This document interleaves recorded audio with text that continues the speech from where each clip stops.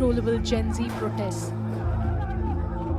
a nationwide social media ban, parliament ransacked, homes set ablaze, and at least 22 killed.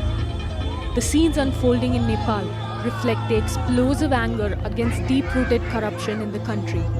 What began as street protests took a drastic turn when those in power began stepping down.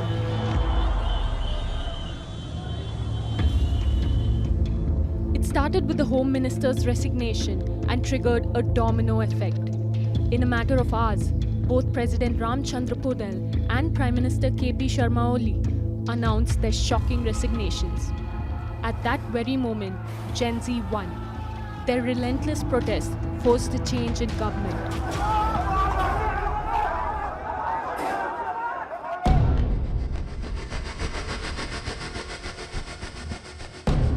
In a virtual meeting lasting nearly 4 hours, members of the Gen Z movement accepted former Chief Justice Sushila Karki as the interim leader.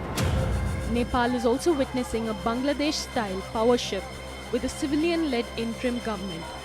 Sushila Karki was the first and only woman justice of Nepal. In 2017, Karki was suspended just before her retirement after two political parties in the ruling coalition filed an impeachment motion against her.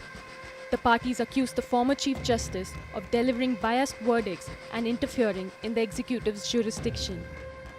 Now unaffiliated with any political party, Karki has been chosen as an interim leader to ensure the neutrality during negotiations.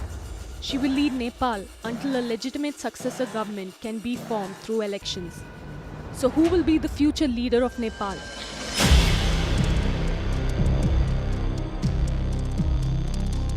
Amid the escalating chaos, the Nepal army has spoken out. It urged citizens to show restraint and warned against anarchy. The army has pledged to protect the nation's sovereignty, heritage, and public property. Currently, the army and other security forces are in control of the streets of Nepal, but their role is limited to maintaining law and order and not running the government. Under Nepal's constitution, Article 267 allows the military deployment in two cases.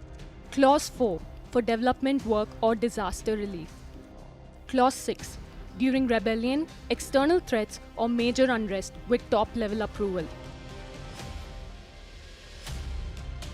The current deployment of army troops aligns with Clause 6 of Article 267. But for now, the army insists it's only handling security and not governing Nepal.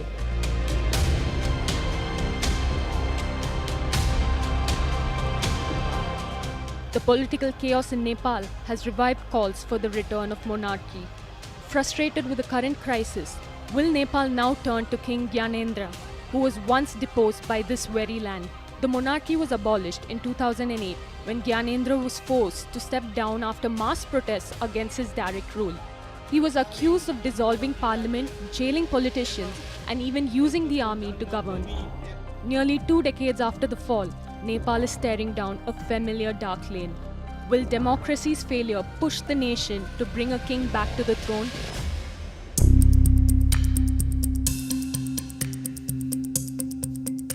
The fall of the Nepal government has put the spotlight on the Prime Minister's chair. With PM Oli forced to resign amid violent protests, who could possibly be the next Prime Minister?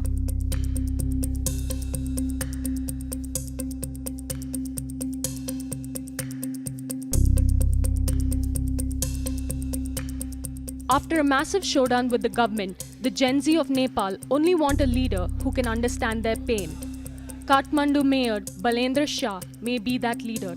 Once a rapper who slammed leaders as thieves looting the country, he is now Nepal's first independent mayor and a rising political force. At just 33, Balend's victory in 2022 shook Nepal. He has emerged as a symbol of Gen Z's frustration and hope by consistently voicing support for the youth on the streets. As the crisis deepens, calls are growing for Balend to take the top job as Nepal's next Prime Minister.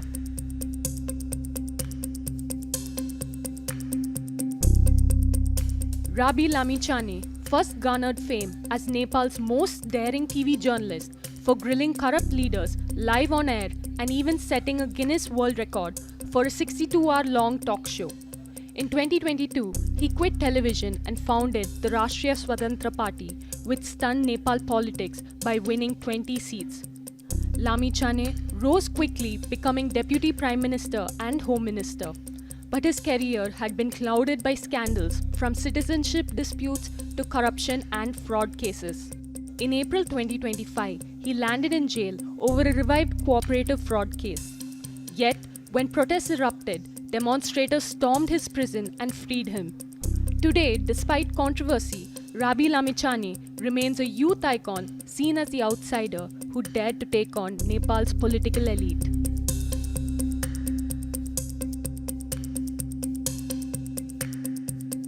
The former Prime Ministers of Nepal, Sher Bahadur Deuba and Pushpa Kamal Dahal Prachanda, remain strong contenders for the top post.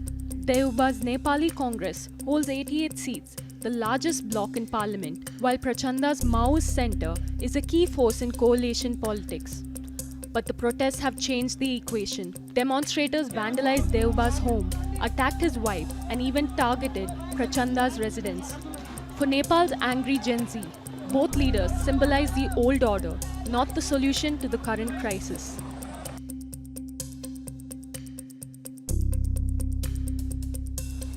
As Nepal spirals into chaos, a coalition-led caretaker government will be set up until fresh elections. In nearly 30 years, no Nepali government has completed a full 5-year term. This chronic instability has left the youth frustrated. Even before the current protests, 2023 saw anger spill onto social media, the streets, and the ballot box. So will the Gen Z protests bring real change, or will Nepal remain trapped in the cycle of democratic failure?